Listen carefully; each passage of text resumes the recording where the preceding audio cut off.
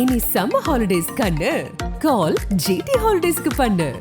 GT holidays, south India's #1 travel brand. ஒரு பட்டிமன்ற பேச்சாளர் மாதிரி ஆயிட்டாரு மோடி. எங்க போறோம்? கேரளாவா? காஸ்டியூம் மாத்து கண்டினியூ பண்ணு. போன வாட்டி சிவப்பு கலர் போட்டோம், இந்த வாட்டி பச்சை கலர் எடுத்துருவான்னு ஒரு ப்ரொடக்ஷன் யூனிட்டே கூட வச்சிட்டு இருக்காரு. மோடி தமிழ்நாட்டுக்கு வந்து திருப்பி காட்டிட்டு இருக்காரு. எனக்கு தமிழ் பிடிக்கும் தான். நாளுங்க பார்த்து சிரிக்க ஆரம்பிச்சு. தமிழ் பிடிக்கும் தான். இப்ப கர்நாடகாவுக்கு போனா என்ன சொல்றேன், ஆந்திராவுக்கு போனா என்ன சொல்றேன், கேரளாவுக்கு போனா என்ன சொல்றேன். அம்பேத்கர் மாதிரி ஒரு தலைவர் எல்லாம் நான்லாம் படிச்சிருக்க முடியாது. அம்பேத்கர் தான் நான்லாம் படிக்கிறதுக்கு காரணம். அவரை பின்பற்றி தான் நான் ஒரு பிற்படுத்தப்பட்ட ஏழை தாயின் மகன் வந்திருக்கார். நேற்று அம்பேத்கரை வச்சு உருட்டுறாரு. என்ன பிறந்த நாள்? குஜராத்தில் இருக்கின்ற துறைமுகங்கள் வழியாகத்தான் 3000 கோடி ரூபாய்க்கு அதிகமான போதைப் பொருட்கள் இந்தியாவிற்குள் பாகிஸ்தானிலிருந்து நுழைந்ததாக சொல்லப்படுகிறது.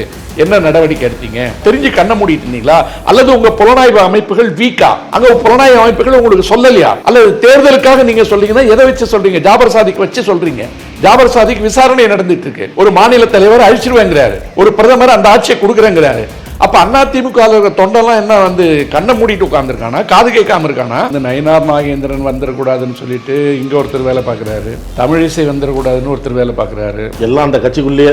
பாரதிய ஜனதா கட்சி வந்து இப்ப சமீபத்தில் வந்து ஒரு நண்டு கூட மாதிரி ஆயிடுச்சு.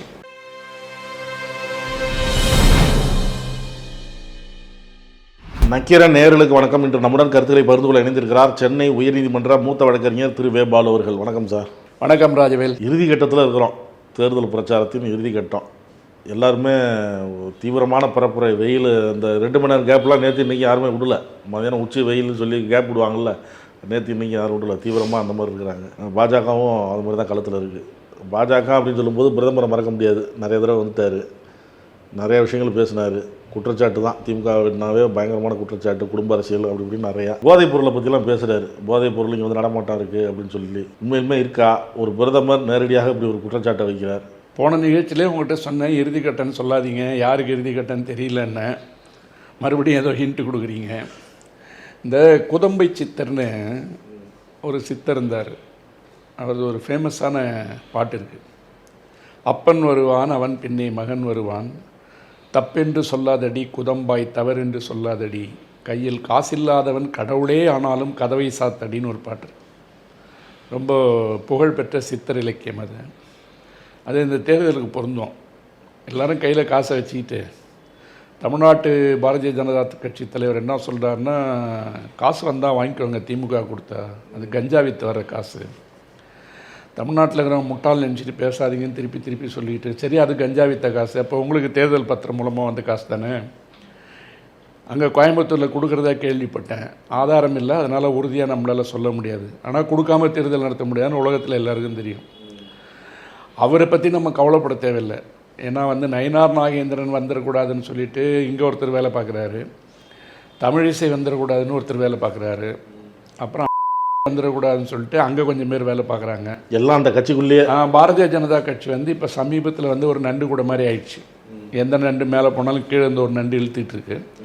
அது இழுத்தது போக தமிழ்நாட்டு மக்கள் வந்து எப்பொழுதுமே இழுக்கிறதுக்கு தயாராக இருக்காங்க.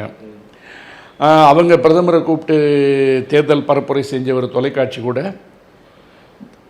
இந்தியா கூட்டணி வந்து 35 தொகுதிக்கு மேலே வெளில போகுது, ஒரு 4-5 தொகுதி இழுபறியில் இருக்குது, அதுவும் திமுகவுக்கு தான் சாதகமாக இருக்கிறதுக்கு வாய்ப்பு இருக்குது அப்படின்னு நேற்று ஒரு கருத்து கணிப்பு பார்த்தேன்.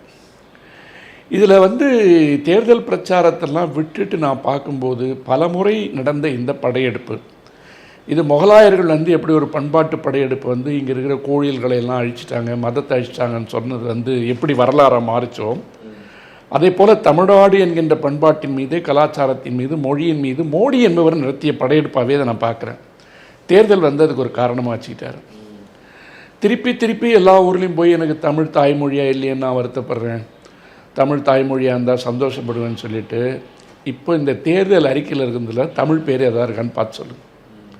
ஏற்கனவே நான் தான் நிகழ்ச்சியில் கேட்டேன், நீங்கள் ஆட்சிக்கு வந்த பிற்பாடு எத்தனை ரயில்களுக்கு தமிழ் பெயர் வச்சிங்க?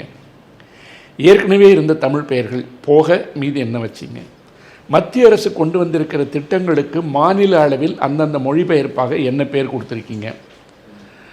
சமஸ்கிருதத்துக்கு எவ்வளோ பணம் கொடுத்துருக்கீங்க, தமிழுக்கு எவ்வளோ பணம் கொடுத்துருக்கீங்க, கீழடிக்கு எவ்வளோ பணம் கொடுத்துருக்கீங்க? இது ஃபுல்லாக வந்து தமிழ்நாட்டினுடைய அரசியல் களத்தில், சமூக வலைதளங்களில், காணொளிகளில் எல்லாருமே வந்து பேசி முடித்தாச்சு. ஒட்டுமொத்தமாக தமிழ்நாட்டிற்கு கொடுக்கப்பட்டிருக்கின்ற செய்தி என்னன்னு கேட்டிங்கன்னா, இந்த கிராமத்தில் வந்து ஒரு கதை சொல்லுவாங்க. யாராவது இறந்து போயிட்டா மாமியார் வரும்போது மருமக போய் அழுவலாம். அவள் புதுசாக வளையல் போட்டிருப்பாளாம். அந்த மாதிரி வந்து வளையல் போட்டிருக்கும்போது அந்த இழவு வீட்டில் அந்த மாதிரிலாம் வந்து வளையலை காட்டணும் இல்லை. அந்த மாதிரி இல்லை வந்து மாமியார் வந்து வீட்டுக்கு வந்தா அல்லது அவங்க அப்பா வந்துட்டான்னு வச்சிங்களேன், இறப்பெல்லாம் விட்டுருங்க, அதுக்கு நிறைய கதைகள் இருக்குது. வீட்டுக்கு அவங்க அப்பா அந்த வளையலை காமிக்கிறதுக்காக போயிட்டு தண்ணியில் சொம்பு எடுத்துகிட்டு சொல்லுவாரான் அப்பா. அப்போ போய் மாமியார்கிட்ட தேவையில்லாமல் சொம்பு கேட்குறாண்டி, எங்கள் அப்பா சொம்பு கேட்குறாண்டின்னு. அந்த மாமியார்கிட்ட பெரிய வளையல் இருக்குமா, அதை காமிக்கிறதுக்காக சொம்பு கொண்டாடி, நீ கொஞ்சம் சொம்பு கொண்டாடின்னுவாங்க. இவங்க 2 பேரும் தங்கக்கிட்ட என்ன இருக்கிறத காட்டிக்கிறது வந்து ஒரு பகட்டு வேலையாக செஞ்சுருக்கிற இடத்துல மோடி தமிழ்நாட்டுக்கு வந்து திருப்பி திருப்பி காட்டிகிட்டு இருக்காரு. எனக்கு தமிழ் பிடிக்கும் தமிழ் பிடிக்கும். அம்மாளுங்க பார்த்து சிரிக்க ஆரம்பிச்சிட்டான். தமிழ் பிடிக்குன்னா அப்போ கர்நாடகாவுக்கு போனால் என்ன சொல்கிறேன், ஆந்திராவுக்கு போனால் என்ன சொல்கிறேன், கேரளாவுக்கு போனால் என்ன சொல்கிறேன், பஞ்சாபுக்கு போனால் என்ன சொல்கிறேன், அப்போ அவர்கள் உன்னை வேறு விதமாக பார்க்க மாட்டார்களா? அப்போ தமிழ்நாட்டுக்கே நீ போய் இவ்வளோ பேசிகிட்டு இருக்கிறாள், அங்கே போயா இங்கேயா நிற்கிறேன்னு கேட்க மாட்டாங்களா? அப்போ அந்த ஊரில் போய் என்ன ஏமாத்துறாரு? இவ்வளோ செய்திகள் இருக்குது. நான் முன்னாடியே சொல்லியிருக்கேன், மணிப்பூரில் இருக்கின்ற மலைவாழ் மக்களை ஏமாற்றுவதற்காக மேகாலயாவில் இருக்கின்ற பாரதிய ஜனதா கட்சியினுடைய தலைவர் வந்து மாட்டுக்கறி சாப்பிடுவது என்பது நம்முடைய பண்பாடு, மாட்டுக்கறி சாப்பிடுவதை யாரும் தடுக்க முடியாது பாரதிய ஜனதா கட்சியினுடைய தலைவர் சொன்னான்னு சொன்னேன். இன்றைக்கி வழக்கப்படி சத்தீஸ்கரில் வந்து 38 நக்சலைட்டை நாங்கள் போட்டேன்னு ஒரு ஸ்டோரி வந்துட்டு இருக்கு. அப்படி மலைவாழ் மக்களை வந்து நாங்கள் கொண்டாடுறோம், முர்மு தான் ஜனாதிபதி ஆக்குறோன்னு சொல்லிவிட்டு அத்வானிக்கு விருது கொடுக்க போன இடத்துல முர்முவை நிற்க வச்சுட்டு விருது கொடுக்குறீங்க 2 பேரும். அத்வானி வயதானவர், அவர் எழுந்திருக்க வேண்டும் என்று எதிர்பார்ப்பது மரபு குறைவு, நாகரிக குறைவு. ஆனால் இந்தியாவினுடைய முதல் குடிமகள் வந்திருக்கின்ற இடத்தில் ஒரு பிரதமர் அந்த இடத்துல உட்கார்ந்து கொண்டு அத்வானிக்கு விருது வழங்க வைக்கிறார். இதுதான் மலைவாழ் மக்களுக்கு கொடுத்திருக்கிற மரியாதை. ராம்நாத் கோவிந்துக்கு கொடுத்த மரியாதையினுடைய நீட்சி, முருகனுக்கு கொடுக்கப்பட்டதாக சொல்லப்பட்டிருக்கின்ற மரியாதையினுடைய உள்ளடக்கம், கிருஷ்ணசாமி அழைக்கப்பட்டதனுடைய மர்ம பொருள், ஜான் பாண்டியன் கொண்டாடப்படுவதனுடைய உள்ளடக்கம், இவ்வளோதான். இவங்க வந்து தாழ்த்தப்பட்ட மக்களுக்கு என்ன கொடுப்பாங்க. நேற்று போய் ஒரு பெரிய கதை விட்டுருக்காரு. தமிழ்நாட்டில் வந்து அம்பேத்கரை வந்து இவங்க எவ்வளோ தூரம் கீழ்மைப்படுத்துகிறாங்கன்னு நமக்கு தெரியும். அம்பேத்கர் மாதிரி ஒரு தலைவர் எல்லாம் நான்லாம் படிச்சிருக்க முடியாது, அம்பேத்கர் தான் நான்லாம் படிக்கிறதுக்கு காரணம், அவரை பின்பற்றி தான் நான் ஒரு பிற்படுத்தப்பட்ட ஏழை தாயின் மகன் வந்திருக்கார். நேற்று அம்பேத்கரை வச்சு உருட்டுறாரு, என்ன பிறந்த நாள். ஆக மோடி என்பவர், இந்த பட்டிமன்ற பேச்சாளர்கள் கொஞ்சம் பேர் இருக்கானுங்கல்ல, அவங்களை தனியாக வச்சுப்போம். இவனுங்க எல்லாமே தமிழ் தொலைக்காட்சிகளில் வந்து செய்தி வாசிக்கிறவனா வந்து பட்டிமன்றத்தில் பேசுகிறவனா வந்து உலகம் பூரா போய் ஒரு அறிமுகத்தை வாங்கிட்டு இப்போ புது சங்கியாக மாறி இருக்கானுங்க. இவனை காலையில் கூப்பிட்டு நீங்கள் பணம் கொடுத்தீங்கன்னா பெரியாரை போகிற உலகத்தில் ஒரு தலைவர் இல்லைன்னு பட்டிமன்றம் பேசுவான். சாயந்தரம் காஞ்சி மடத்தில் போயிட்டு பெரியவாளை பற்றி பேசுவான். மத்தியானம் புத்த மடத்தில் கூப்பிட்டீங்கன்னா அங்கேயும் போய் பேசுவான். காசு கொடுத்தீங்கன்னா எதில் வேணாலும் பேசிகிட்டு இருப்பாங்க ஒரு குறிப்பிட்ட பட்டிமன்ற பேச்சாளர். அந்த மாதிரி ஒரு பட்டிமன்ற பேச்சாளர் மாதிரி ஆகிட்டார் மோடி.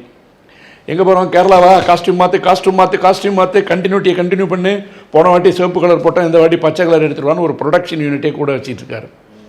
அந்த மாதிரி தமிழ்நாட்டுக்கு போனால் ஒன்று பேசுறது, அது பேசுறது, இது பேசுறது. தமிழ் தான் தாய்மொழின்னு சொன்னால் உலகம் பூரா நீங்கள் கொண்டு போக வேண்டிய அவசியம் இல்லைன்னு சொல்லிட்டோம். இது தேர்தலுக்காக கொண்டு வரப்பட்ட மிகப்பெரிய பொய். திருநெல்வேலியில் போய் முத்துராமலிங்க தேவர், நேதாஜி சுபாஷ் சந்திர போஸ் இப்படிலாம் பேசுகிறவர் இமானுவேல் சேவனை பற்றி பேசவே இல்லை. அந்த குழுவில் இருக்கின்ற எந்த தலைவர்கள் பற்றியும் பேசலை. அப்போ இவங்க எப்படி பிரிக்கிறாங்கன்னு பாருங்கள். அதாவது மக்கள் வந்து எல்லா வித்தியாசத்தையும் மறந்துட்டு, ஜாதி வித்தியாசம் மறந்துட்டு, மத வித்தியாசம் மறந்துட்டு, இப்போ தான் கொஞ்சம் கொஞ்சம் ஜாதி பகையெல்லாம் மறந்து கொஞ்சம் பேச ஆரம்பிச்சிருக்கான். ஜான் பாண்டியனை கூப்பிட்டு கூட்டணியில் வச்சுக்கிட்டு இமானுவேல் சேகரனை பற்றி நீ பேச மாட்டேன்னா யாரை சந்தோஷப்படுத்துறீங்க? சரி, முக்குளத்தோர் வாக்கு உங்களுக்கு வேணும், நீங்கள் முக்குளத்தோரையே பிரித்து விட்டீங்க. பிரித்து விட்டு இந்த பக்கம் என்ன பண்ணுறீங்க, எடப்பாடியை வச்சுக்கிட்டு வேறு மாதிரி அதிமுக வந்து கொண்டு வரீங்க இல்லையா? அப்போ மோடி வந்து நீங்கள் கேட்ட கேள்விக்கு நான் வந்துடுறேன். தமிழ்நாடு வந்து போதைப்பொருளுடைய தலைநகரம் ஆயிடுச்சுன்னு எப்போ சொல்கிறாருங்க? தேர்தல் 4 நாளைக்கு இருக்கும்போது சொல்கிறாரு. இது வந்து ஒரு நாட்டினுடைய பிரதமருக்கு அவமானம். இதை சொல்கிறதுக்கு காரணம் என்னன்னு கேட்டிங்கன்னா, ஒட்டுமொத்த இந்த நாட்டினுடைய புலனாய்வு அமைப்புகள் உங்கள்கிட்ட இருக்குது. என்சிபின்லாம் பேர் இருக்குது. சென்ட்ரல் கவர்மெண்ட்டு போடுற வந்து இந்த போதை வழக்குகள் இருக்குது இல்லையா, அதுக்கு தனி பிரிவு இருக்குது, அதுக்கு தனி புலனாய்வு இருக்குது, ரெவென்யூ இன்டெலிஜென்ஸ் இருக்குது. அவங்க மொத்தமும் உங்கள் கையில் இருக்காங்க. ஒரு 1500 கோடி 2000 கோடி 3000 கிலோவுக்கு வந்து போதைப் பொருளோட நடமாட்டம் வருதுன்னு சொன்னால் தமிழ்நாடு போலீஸே விட்டுருங்க, துப்புக்கொட்டை போலீஸ்னு வச்சுக்கலாம். நீங்கள் இப்போ கொண்டாடுறீங்களே எம்ஜிஆர் ஜெயலலிதா ஆட்சி, அந்த ஆட்சியிலையும் எடப்பாடி ஆட்சியிலையும் வந்து நடந்த குட்கா ஊழலுக்கு இந்த மாநிலத்தில் இருக்கின்ற தலைமை காவல் அதிகாரிகள் அமைச்சர்கள் சிபிஐயினால் குற்றம் சாட்டப்பட்டு அந்த வழக்கு நிலுவையில் இருக்கிறது. அந்த வழக்கெல்லாம் காமிச்சு தான் நீங்கள் அதிமுக மிரட்டிக்கிட்டு இருக்கீங்க. அப்போ வந்து குட்கா என்பது போதைப் பொருள்ன்றதை யார் அதிகமாக போட்டு விற்றுக்கிட்டு இருந்தா? குட்கா என்பது தமிழ்நாட்டினுடைய கலாச்சாரம் கிடையாது. தமிழ்நாட்டுக்கு வேலை செஞ்சு வந்திருக்கிற 50 லட்சம் பேர், 1 கோடி பேர், பீகாரி, உத்தரப்பிரதேசக்காரன், ஒரிசாக்காரன், கல்கட்டாக்காரன் எல்லாருமே அதிகமாக சாராயத்திற்கு செலவு செய்வதில்லை. 5 ரூபாய் குட்கா பாக்கெட்டு தான் அவன் கைக்கு போகுது. அந்த குட்காவை வாங்கி கொண்டு விற்கின்ற மொத்த வியாபாரிகள் யார்? தமிழர்களா? அதை வாங்குபவர்கள் யார்? தமிழர்களா? அதை பயன்படுத்துபவர்கள் யார்? தமிழர்களா? இந்த எல்லாத்தையும் மறந்துட்டு இந்த சாயந்தரம் வர பயலுங்கள்லாம் வந்து டாஸ்மாக்கு சாராயம் வைக்கிறான்னா பாரதிய ஜனதா ஆளுகின்ற எத்த மாநிலங்களில் எவ்வளோ சாராயம் இருக்குதுன்ற கணக்கெல்லாம் கொடுத்துட்டோம். அப்போ போதைப் பொருள் வந்து இப்படி வந்து நடமாட்டம் இருக்குதுன்னு சொல்கிறத ஒரு நாட்டினுடைய பிரதமர் ஒட்டுமொத்த புலனாய்வு அமைப்புகளை கையில் வச்சுக்கிட்டு தமிழ்நாட்டில் போதைப் பொருள் நடமாட்டம் இருக்குன்னா அப்போ இந்த தேர்தல் வர வரைக்கும் நடக்கட்டும், போய் அப்புறமா இந்த பேரை கெடுக்கிறதுக்கு இதை பயன்படுத்தலாம், நீங்கள் காத்திருந்தீங்களான்னு ஒரு கேள்வி இருக்குது. ரெண்டாவது, ஒரு பொதுவான குற்றச்சாட்டு இருக்குது. துறைமுகங்களை நீங்கள் தனியார்களுக்கு தாரை வார்த்து விட்டீர்கள், விமானங்களை தனியார்களுக்கு தாரை வார்த்து விட்டீர்கள். தனியார் விமானங்கள் நடத்துவதால் பைலட்டு கூட பொட்டியில் தங்கம் எடுத்துட்டு வரான். அப்போ குஜராத்தில் இருக்கின்ற துறைமுகங்கள் வழியாகத்தான் 3000 கோடி ரூபாய்க்கு அதிகமான போதைப் பொருட்கள் இந்தியாவிற்குள் பாகிஸ்தானிலிருந்து நுழைந்ததாக சொல்லப்படுகிறது. என்ன நடவடிக்கை எடுத்தீங்க? குஜராத்தில் இருக்கின்ற ஒரு விமான தளத்தை ஒரு குடும்பம் அடிக்கின்ற கூத்திற்காக இராணுவத்தினுடைய கட்டுப்பாட்டில் இருக்கின்ற விமானத்தை இராணுவ பாதுகாப்போடு 5 நாட்களுக்கு சர்வதேச விமான நிலையம் என்ற அந்தஸ்தை கொடுத்து 1400 கோடி ரூபாய் திருமணத்திற்கு உண்டான கொண்டாட்டத்தை நீங்க வந்து நடத்தினீங்களே, அந்த பணத்திற்கெல்லாம் உண்டான வெள்ளை அறிக்கை இருக்கா? அந்த பணத்தை எப்படி செலவு செய்தார்கள்? இப்ப ரிஹானான்ற ஒரு பாடகைக்கு மட்டும் 90 கோடி கொடுத்துருக்காங்கன்னா அது எந்த அக்கௌண்ட்ல இருந்து போச்சு? அட்லீஸ்ட் ஒரு சம்மன் கொடுத்தீங்களா? இடியில இருந்து விசாரிச்சிங்களா? இந்த பண பரிமாற்றம் எப்படி நடக்குதுன்னு பொதுமக்களுக்கு சொன்னீங்களா? ஆனால் அங்கே வந்து ஊரில் இருக்கிற சினிமாக்காரன் அவன் கூட்டு போய் கூத்தடிக்கிறத வந்து வேடிக்கை பார்த்துட்டு 5 நாளைக்கு ஒரு விமான நிலையத்தை மாற்றிட்டு அவங்கெல்லாம் வரும்போது என்ன கொண்டு வந்தாங்க? கஸ்டம்ஸோட செக்கிங்லாம் எப்படி இருந்தது? அந்த கஸ்டம்ஸுக்கு என்ன பவர் கொடுத்தீங்க அந்த ஏர்போர்ட்டில்? ஏன்னா பொதுவாக வந்து இந்த வெளிநாட்டிலேருந்து வருகின்ற பாடகர்கள் இந்த குழுலாம் இருக்க பாருங்க, அவனுக்கு இது கையில் இல்லைன்னா வேலைக்கே ஆகாது போதைப்பொருள். அப்போ ஒரு நாட்டினுடைய பிரதமர் எல்லா அமைப்புகளையும் கையில் வச்சிருக்கிறவர் எப்படி கச்சத்தீவு கதையை வந்து 10 நாளைக்கு முன்னாடி பேச ஆரம்பிச்சிங்களோ அதே மாதிரி போதைப் பொருளை பற்றி பிரதமர் பேசுவது அவர் வகிக்கின்ற பதவிக்கு அவமானம். அப்போ நீங்கள் வேடிக்கை பார்த்துட்டு இருந்தீங்களா? தெரிஞ்சு கண்ண மூடிட்டு இருந்தீங்களா? அல்லது உங்கள் புலனாய்வு அமைப்புகள் வீக்கா? அங்கே புலனாய்வு அமைப்புகள் உங்களுக்கு சொல்லலையா? அல்லது தேர்தலுக்காக நீங்கள் சொல்றீங்கன்னா எதை வச்சு சொல்றீங்க? ஜாபர் சாதிக் வச்சு சொல்றீங்க. ஜாபர் சாதிக் விசாரணை நடந்துட்டு இருக்கு. விசாரணை நடந்து முடிஞ்ச பின்னாடி தான் யார் யாருக்கு தொடர்பு இருக்குன்னு சொல்ல முடியும். பொதுவாக வந்து ஒரு மாநிலத்தை வந்து போதைப்பொருள் மாநிலம்னா இந்தியாவில் போதைப்பொருள் மாநிலமாக மிகவும் கவலைப்பட்டு கொண்டிருக்கின்ற மாநிலம் பஞ்சாப். அதிகமாக போதைப்பொருள் இறங்குற இடம் குஜராத். அதாவது அந்த காலத்தில் வந்து ஒரு மிகப்பெரிய போதைப்பொருள் கடத்தல் மன்னன் தான் லாட்டின் அமெரிக்கன் கண்ட்ரியில், பாப்லோ எஸ்கபார்னு பேர். அந்த பாப்லோ எஸ்கபார் வந்து அரசாங்கத்திற்கு எதிரான ஒரு அரசாங்கத்தை நிழல் அரசாங்கம் நடத்திட்டு இருந்தான். அவனை போய் கையே வைக்க முடியாது. கடைசியில் வந்து ஹெலிகாப்டரில் போய் சேஸ் பண்ணி பிடிச்சி கொண்டு வந்து சிறைச்சாலையில் வச்சு பாப்லோ எஸ்கோபார் தான் உலகத்திற்கு போதைப் பொருளுடைய நிழல் உலக தலைவன். அப்படி எங்கே தமிழ்நாட்டில் ஏதோ ஆள் இருக்கிற மாதிரி, இந்தியாவில் ஆள் இருக்கிற மாதிரி எங்கிருந்து வருகிறது? யாருடைய புலனாய்வு அமைப்புகளுக்கு கண்ணை கட்டி வைத்து விட்டு அது வெளியே வருகிறது? மத்தியில் இருக்கின்ற புலனாய்வு அமைப்புகள் பாராமுகமாக இருக்கிறதா அல்லது வேண்டும் என்றே அனுமதிக்கிறதா? அல்லது சில மாநிலங்களுடைய பெயரை டீஸ்டெபிலைஸ் செய்ய வேண்டும் என்பதற்காக காத்திருந்து கழுத்தறுக்கின்ற வேலையை இந்த மொழி என் தாய்மொழி தான் என்று சொல்லிக் கொண்டிருக்கின்ற பிரதமரை முன்னின்று நடத்துகிறாரா? இந்த கழுவேற்று வேலையை செய்து கொண்டிருக்கின்ற ஒரு மனிதர் தமிழ்நாட்டின் மீது எனக்கு பாசம் அதிகம் என்று சொல்வது பாசாங்கு, நடிப்பு, போலி, முக மூடி. களத்தில் திமுக என்ன சொல்லுது? நாங்கள் தான் அப்படின்னு சொல்கிறாங்க. ஏன்னா திமுக அரசு செஞ்ச சாதனை அப்படி 2021 சட்டமன்ற தேர்தலில் கொடுத்த வாக்குறுதியை நிறைவேற்றிட்டே வரும். அதனால் திமுக மற்றும் கூட்டணி கட்சிகள் வெற்றி பெறும், களத்தில் எங்களுக்கு யாருமே இல்லை, நாங்கள் தான் அப்படின்னு சொல்கிறாங்க. 2வது இடத்துக்கு தான் அவங்களாம் அடிச்சுக்கிறாங்க அப்படின்னு சொல்கிறாங்க. பாஜகவை பார்த்தா திமுக பாஜக நாங்கள் தான், அதிமுக காலத்திலே இல்லைங்கிறாங்க. அதிமுக என்ன சொல்லுது? எங்களுக்கும் திமுகவும் தான், நாங்கள் போட்டு பிச்சை போட்டது தான் இப்போ பாஜக, அது களத்திலே இல்லை, சீன்லேயே இல்லை அது அப்படின்னு. இதெல்லாம் எப்படி பார்க்குறீங்க? மூணுமையும் சும்மா அந்த புஷ்பான்னு ஒரு தெலுங்கு படம் இருந்துச்சுல்ல, அந்த மாதிரி இருக்குது. இப்போ குண்டூர் காரம்னு ஒரு படம் ஓடிட்டு இருக்குல்ல, அதில் தான் குச்சிப்பட்டி மச்சுப்பட்டி குச்சிப்பட்டி மச்சுப்பட்டின்னு ஒரு பாட்டு ஓடிட்டு இருக்கு. குச்சி மர்த்தப்பட்டியா? ஆமாம், குச்சி மர்த்தப்பட்டி அப்படின்னா நாற்காலியை மடக்கி போடுன்னு அர்த்தமாக அது. அந்த மாதிரி ஒரு ஜாலியான தேர்தல் பிரச்சாரத்தை நானும் வந்து ரொம்ப மகிழ்வோடு பார்த்துட்ருக்கேன். அதாவது எப்படின்னு பார்த்தீங்கன்னா, கேட்குறவன் கேன பையனா எறும்பு ஏரோப்ளான் ஓட்டும்பாங்க. அந்த மாதிரி நேராக வந்து புரட்சி திருவள்ளுடைய ஆட்சி, ஜெயலலிதாவுடைய ஆட்சியை நான் கொடுக்க போகிறேன்னு சொல்லிட்டு, ஜெயலலிதா உச்ச நீதிமன்றத்தில் தண்டிக்கப்பட்ட குற்றவாளி, உயிரோடு இல்லாத காரணத்தால் சிறைச்சாலைக்கு போகாத முதல் குற்றவாளி, பதவியை தவறாக பயன்படுத்தி சசிகலா என்பவரையும் உடன் குற்றவாளியாக, இளவரசி என்பவரை உடன் குற்றவாளியாக, சுதாகர் என்பவரை எல்லாம் உடன் குற்றவாளியாக வைத்துக்கொண்டு பதவியையும் அதிகாரத்தையும் தவறாக பயன்படுத்தி முதல்வர் அலுவலகத்தில் முதல்வர் வீட்டிலிருந்தே அவர்கள் அபியூஸ் ஆஃப் பவர் என்று சொல்லப்படுகின்ற அதிகாரத்தை தவறாக பயன்படுத்தி சொத்து சேர்ப்பதற்கு காரணமாக இருந்த முதல்வர் ஜெயலலிதா அவர்கள் மறைந்து விட்ட காரணத்தால் சிறைச்சாலைக்கு போகவில்லை என்று சொன்னாலும் கூட அவரிடமிருந்து கைப்பற்றப்பட்ட அனைத்து சொத்துக்களும் இன்றைக்கும் பெங்களூர் நீதிமன்றத்தால் ஏலமிடப்படுகிறது என்று சொல்லுகின்ற பொழுதே அவர் குற்றவாளி தான் அப்படின்னு ஒன்று இருக்கு. இதை வந்து ஒரு பிரதமர் வந்து ஒட்டுமொத்தமாக மறைச்சிவிட்டு ஜெயலலிதா ஆட்சி தரப்போறேன்னா எனக்கு புரியல. எம்ஜிஆர் இவர் பார்த்துருக்கிறதுக்கே வாய்ப்பு இல்லை. என்ன, இப்போ ஒரு நீதியரசர் கூட சொல்லியிருக்காரு, அதாவது நீதிமன்றங்களில் வந்து தமிழ் வழக்காடு மொழியாகிறதுக்கு வந்து குஜராத் முதல்வராக இருக்கும்போதே வந்து மோடி வந்து பேசினார்னு. இப்போ பிரதமரான பிற்பாடு பேச வேண்டியதானே? தமிழை வழக்காடு மொழியாக கொண்டு வருது. மாநில முதல்வராக இருக்கும்போது பேசுவதற்கு உங்களுக்கு குரல் கொடுக்கறதுக்கு தான் அதிகாரம் இருந்தது. பிரதமரானதற்கு பின்னால் அந்த சட்ட திருத்தத்தை கொண்டு வருவதற்கே அதிகாரம் இருக்கிறது. அப்போ உனக்கு தமிழ் தாய்மொழி, தமிழானா நான் பிறக்கலன்னு வெக்கப்படுறேன், வேதனைப்படுறேன்னு சொல்கிற ஆள் எங்கள் நீதியரசர் சொன்ன மாதிரி வழக்காடு மொழியை தமிழாக்குங்க. சென்னை உயர்நீதிமன்றத்தில் நானே உங்களுக்கு முதல் கொடியை நடுறேன். சும்மா இந்த லிப் சர்வீஸ்ன்னு வந்து கமலஹாசனுக்கு சொல்லிச்சுல வானதி சீனிவாசன், அது இவருக்கு தான் பொருந்தும். அந்த லிப் சர்வீஸ்னால் சும்மா வாயால் வரதெல்லாம் அள்ளி விடுறது. உங்களுக்கு தான் தமிழ் தாய்மொழி வேணுங்கிறீங்க, அப்புறம் ஏன் தமிழ் வழக்காடு மொழியாக வரக்கூடாது இல்லையா? ஒரு நியாயமான கேள்வி தானே. இதுக்கு பதில் சொல்ல முடியுமா? 10 வருஷமாக கச்சத்தீவு பற்றி பேசாமல் இப்போ வந்து பேசுகிறீங்க. அந்த கச்சத்தீவு பற்றி உடனே வந்து மறுநாளே விளக்கம் வந்துருச்சு.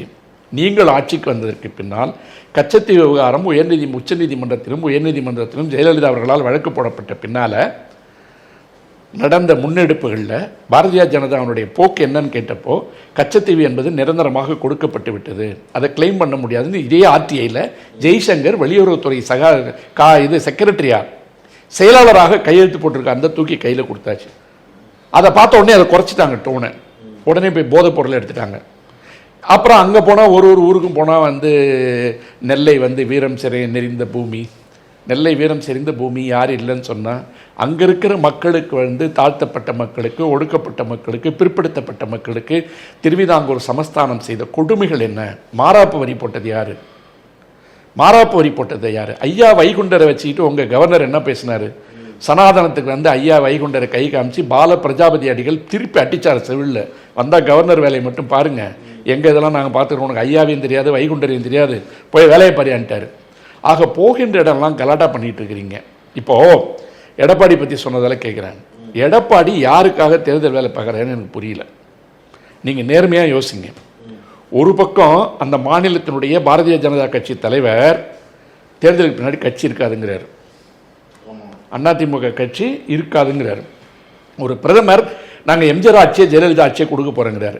அந்த எம்ஜிஆரால் ஜெயலலிதாவால் துவக்கி வளர்க்கப்பட்ட ஒரு இயக்கத்தை ஒரு மாநில தலைவர் அழிச்சிருவேங்கிறாரு. ஒரு பிரதமர் அந்த ஆட்சியை கொடுக்குறேங்கிறாரு. அப்போ அதிமுக தொண்டெல்லாம் என்ன வந்து கண்ணை மூடிட்டு உட்கார்ந்துருக்கானா, காது கேட்காம இருக்கானா? அந்த அதிமுகவில் இருக்கின்ற தொண்டர்களை அடிமடையர்களாக நடத்துவது யாருன்னு கேட்டிங்கன்னா பாரத பிரதமர் நரேந்திர மோடியும் தமிழக பாரதிய ஜனதா கட்சி தலைவர். சரி, இப்போ இதில் எடப்பாடிக்கு என்ன பொறுப்பு இருக்குன்னு பார்ப்போம். எடப்பாடி செய்த மிகப்பெரிய தவறு கட்சியை தான் கைப்பற்றி தனது பகுதிக்குண்டானதாக மாற்றிக்கொள்ள வேண்டும், ஒரு சமுதாயத்தை ஒடுக்க வேண்டும் என்பதற்காக சில வேலைகளை அவர் பார்த்தார் இல்லையா? இன்னைக்கு வந்து உங்க 2 பேருக்கு இருக்கிற ஜாதி சண்டையோ அல்லது தனிப்பட்ட சண்டையோ ஏதோ ஒன்று தலைமை சண்டையோ நீங்க போட்டுக்கிட்டு இருக்கிறது கட்சி அடக்க வச்சுட்டீங்கன்னு நம்ம சொல்லியிருக்கோம். இப்போ இவர் என்ன செய்யறான்னு கேட்டீங்கன்னா ஒரே ஒரு உத்தரவாதம் இன்னைக்கு சாயந்தரம் 5 மணிக்குள்ளாவது எடப்பாடி கொடுக்குறாரான்னு பாருங்க. தேர்தல் முடிந்த பின்னால் ஒரு விபத்தாக 1-2 இடங்களில் அதிமுக வெல்லுமானால் அந்த இடங்களை நாங்கள் உயிர் போனாலும் பாரதிய ஜனதா கட்சிக்கு ஆதரவு கொடுக்க மாட்டோம். மோடிக்கு பெரும்பான்மை வரவில்லை என்று சொன்னாலும், மோடி பெரும்பான்மை பலத்தோடு வந்தாலும் கூட மசோதாக்கள் வருகின்ற பொழுது, சட்டங்கள் நிறைவேற்றப்படுகின்ற பொழுது உயிரே போனாலும் அண்ணா திராவிட முன்னேற்ற கழகம் வென்றெடுக்கின்ற 1 or 2 தொகுதிகளை எக்காரணத்தை முன்னிட்டும் நாங்கள் பாரதிய ஜனதா கட்சிக்கு ஆதரவு கொடுக்க மாட்டோம் சொல்லுங்க, ஒத்துக்கலாம். சைலண்டா இருக்காரு. அதாவது ஒரு நாட்டிற்கு நடக்கின்ற தேர்தல்ன்றதை மறந்துட்டு எடப்பாடி இந்த 25 நாளா என்ன பேசியிருக்காருன்னு பார்த்தீங்கன்னா, விடியா திமுக அரசு வந்து இது பண்ணிடுச்சு. மாநிலத்தில் இருக்கின்ற சட்டசபை தேர்தலுக்கு ஏற்ற மாதிரி அவர் பேசிட்டு இருக்காரு. நீங்கள் சொன்ன மாதிரி அவர் அப்படிதான் பேசுறாரு. ஆனால் இன்னைக்கு வந்து டோனை மாத்திட்டாரு. என்ன மாத்திட்டாரு? பெட்ரோல் டீசல் விலைலாம் மத்திய அரசு குறைக்கல. கச்சா அவரை பத்தி பேசிட்டீங்க.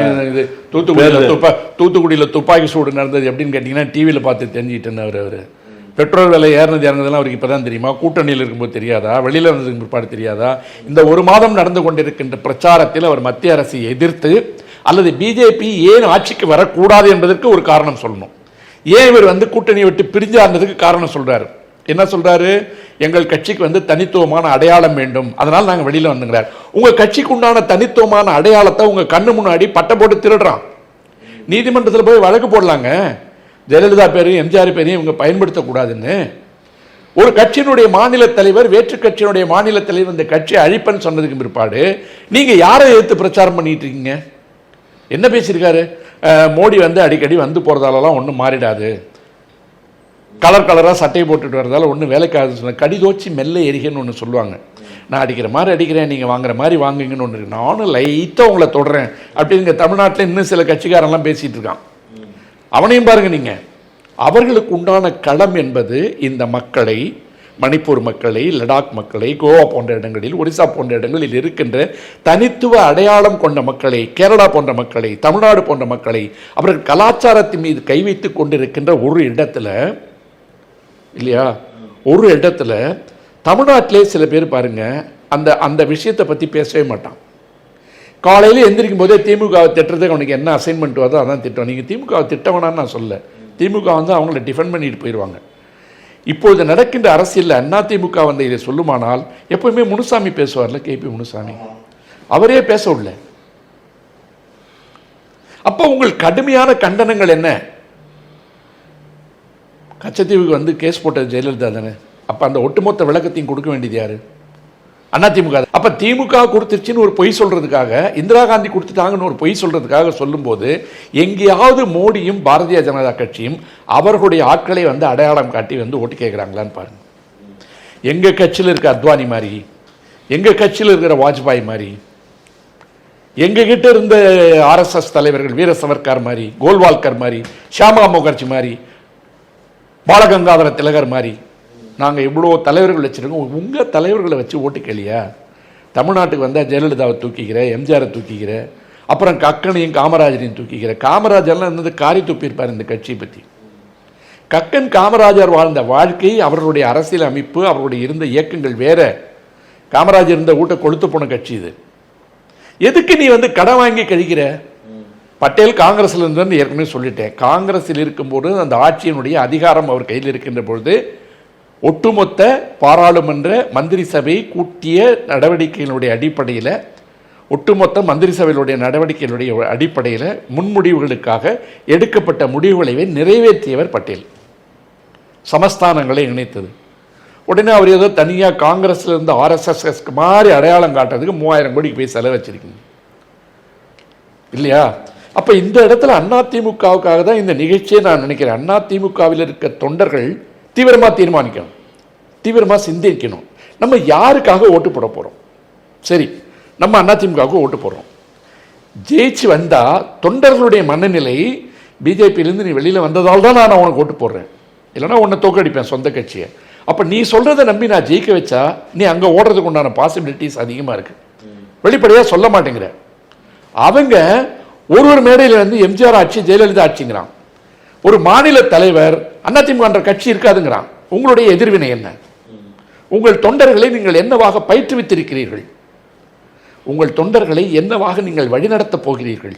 அப்ப அதிமுகவில் இருக்கின்ற தொண்டர்கள் சிந்திக்க வேண்டிய நேரம். தனிப்பட்ட முறையில் யாருக்காவது செல்வாக்கு இருந்து 1-2 தொகுதிகள் வரும் என்று சொன்னாலும் கூட அந்த தொகுதிகள் அடகு வைக்கப்படும் என்கின்ற அச்சம் எனக்கும் இருக்கு. பாரதிய ஜனதாவோடு பேசிக்கொண்டு சிறுபான்மை இனத்து வாக்குகளை பெறுவதற்காக இவர்கள் திட்டமிட்டு ஒரு சிறிய நாடகத்தை நடத்தி கொண்டிருக்கிறார்கள் என்ற அச்சமும் சந்தேகமும் எல்லோரை போலவும் எனக்கு இருக்குது. திமுக மற்றும் திமுக தலைமையிலான கூட்டணி வந்து 40-40 வெற்றி பெறும் அவங்க சொல்கிறாங்க. அது தமிழ்நாட்டில் 39-39. பாஜக என்ன சொல்கிறாங்க, நாங்கள் நிற்கிறோம், கூட்டணி உட்பட எல்லாம் நிற்கிறோம், எங்களுக்கு ஒரு சாதகமாக ஒரு 5 தொகுதி இருக்குது. தென் சென்னை சொல்கிறாங்க, கன்னியாகுமரி, திருநெல்வேலி, அதான் நயினா நாகேந்திரன் இப்போ 4 கோடி பிடிப்பட்டதில்ல, அது தென்காசி, இதெல்லாம் சொல்கிறாங்க. இதெல்லாம் எப்படி பார்த்து திருப்பி நீங்கள் வந்து நகைச்சுவையே பண்ண வைக்கிறீங்க. இந்த சிம்பு படம், தனுஷ் படம்லாம் பார்த்தீங்கன்னா இந்த வெறி பிடிச்சிட்டு ரோட்டில் அலைவான் கதாநாயகன் பார்த்துறீங்களா, ஏய் வாடி உன்னை எப்படியா தூக்கி காமிக்கிறேன் அப்படின்ட்டு அந்த வீட்டையே சுற்றி வருவானுங்க பசங்க பார்த்துறீங்களா புது சினிமாவில். இப்போ நவீன சினிமாவில் பார்த்தீங்கன்னா உன்னை தூக்குறேன், உன்னை கடத்திட்டு போயிடுவான்னு சொல்லலாம்ல, இந்த மாதிரி ஒரு 5 தொகுதியை கடத்திட்டு போகிற மாதிரி இவங்க ட்ராமா போட்டுட்ருக்காங்க. அதாவது அவர்களுக்கு வந்து கொஞ்சம் அடித்தளம் இருக்கின்ற தொகுதின்றதில் வந்து மாறுபாடு இல்லை. ஆனால் ஒட்டுமொத்தமாக ஒரு தேர்தல் முடிவுகள் வந்து ஒரு வெள்ளம் மாதிரி அடிச்சிட்டு போகும்போது அது வந்து ஒரு வேவ்னு சொல்லுவாங்க, ஸ்வீப்பிங் வேவ்னு சொல்லும்போது ஒட்டுமொத்த இந்தியாவில் ஒரு மாறுதல் நடக்குன்னு சொன்னால் இந்த 5 மணிமே அடிபட்டு போயிடும். இல்லை தமிழிசையெல்லாம் வந்து நான் கணக்கில் வச்சுக்கிறதே கிடையாது. ஏன்னா காங்கிரஸ் பேரியக்கத்தில் தன்னை இணைத்துக்கொண்ட குமரேனந்தனுடைய ஒரு பொண்ணு, அவருக்கு மருத்துவ படிப்பெல்லாம் அவர் எப்படி படித்தார்ன்றது அவர் மனசாட்சியை தொட்டு பார்த்தா தெரியும், எது கோட்டாவில் அவர் வாங்கினான்றதெல்லாம் அவருக்கு தெரியும். அதனால் சொந்த மண்ணிற்கு, மக்களுக்கு, உறவினர்களுக்கு எல்லாம் தனிப்பட்ட முறையில் வந்து கையை கழுவி விட்டுட்டு தனக்கு பதவி கிடைப்பு என்பதற்காக தன்னை வேறு மாதிரி அடையாளம் காட்டி கொண்டவர்களை சரியாக தமிழ் மக்கள் கவனிப்பாங்க. அதில் வந்து இன்னொன்று இருக்குது, அங்கே எல்லாம் வந்து அவார்டு ஓட்டு அதிகமாக இருக்குது போட்டுருவான்னு நின்றுட்டுருக்கா. அதில் தான் ஒரு 650 கோடியை காணோம்.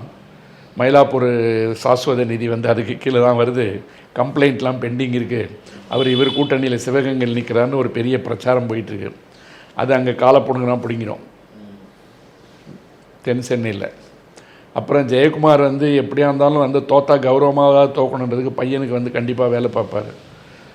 அதனால் ஒன்று நம்ம அனலைஸ் பண்ணுறதை விட நயினா நாகேந்திரனை யார் மாட்டி விட்டதுன்னு வந்து அவங்க கட்சி உள்ளாரே பட்டிமன்றம் நடந்துகிட்ருக்கு இல்லையா. இந்த 4 கோடி எப்படி வந்தது அப்படின்னு ஒரு கேள்வி ஓடிட்டுருக்கு. இப்போ அவருக்கு சம்மன் வேறு வந்திருக்கு அமலாக்கத்துறையிலேருந்து. கன்னியாகுமரி வந்து கொஞ்சம் அடித்தளம் உள்ள தொகுதி, அங்கே தான் அந்த காந்தி எம்எல்ஏலாம் இருக்கார். இப்போ புதுசாக வந்து அந்த கட்சிக்கு ஒரு பெரும் பலம் சேர்ந்துருக்கு, நம்ம விஜயதாரணி போய் சேர்ந்துருக்காங்க. அதனால் அவங்க தனிப்பட்ட செல்வாக்கிலே அந்த தொகுதியை ஜெயிக்க வச்சாலும் வச்சுருவாங்கன்றதுக்காக தான் நீங்கள் பின்னாடி இருந்து எங்களை நீங்கள் ஜெயிக்க வைக்கணுன்றதுக்காகவே உங்களுக்கு சீட்டு கொடுக்கல. உங்களுடைய உழைப்பு இந்த கட்சிக்கு தேவைப்படுது. கட்சி மாதிரி வந்து 8 நாளாக இருந்தால் கூட உங்களால் தான் இந்த தொகுதி ஜெயிக்க போகுதுன்ட்டு விளவங்கோடுக்கும் வந்து கொடுக்காம, கன்னியாகுமரிக்கும் கொடுக்காம, பெண்களை வந்து இவங்க யாரும் தலைவர்களாகவே மதிக்கிறது இல்லை காங்கிரஸ்ன்னு சொன்ன இடத்துல மிகப்பெரிய இடத்துல உட்கார வச்சுட்டாங்க. கன்னியாகுமரி நிலவரம் அப்படி இருக்குது.